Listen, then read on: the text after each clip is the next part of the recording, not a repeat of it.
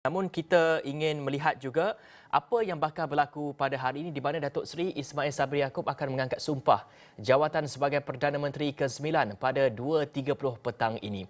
Pelantikan beliau diperkenan Yang di-Pertuan Agong Al-Sultan Abdullah Riayatuddin Al-Mustafa Billah Shah seperti yang diumumkan Istana Negara petang semalam.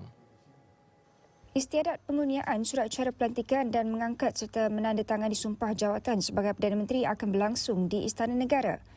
Ismail Sabri, 61 tahun yang sebelum ini merupakan timbalan Perdana Menteri, dilantik ke jawatan itu selepas Tan Sri Muhyiddin Yassin mengumumkan peletakan jawatan Perdana Menteri pada 16 Ogos.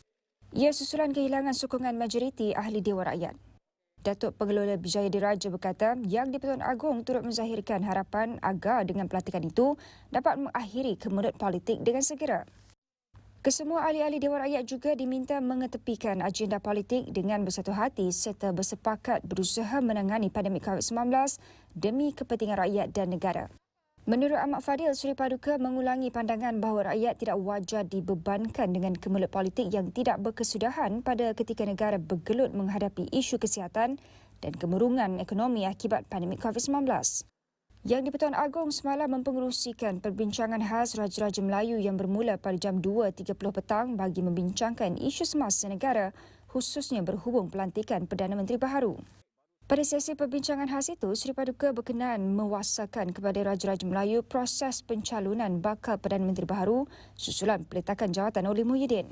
Perbincangan khas Raja-Raja Melayu itu adalah lanjutan daripada titah Seri Paduka semasa sesi menghadap bersama ketua dan wakil parti-parti politik utama negara pada 17 Ogos. Pada hari sama, kesemua 220 ahli Dewan Rakyat diminta mencalonkan seorang ahli Dewan Rakyat untuk dilantik Perdana Menteri menerusi surat akuan. Dari surat-surat akuan itu, seramai 114 ahli Dewan Rakyat telah mencalonkan Datuk Seri Ismail Sabri Yaakob, ahli Parlimen Bera, jumlah majoriti yang mencukupi untuk membentuk kerajaan.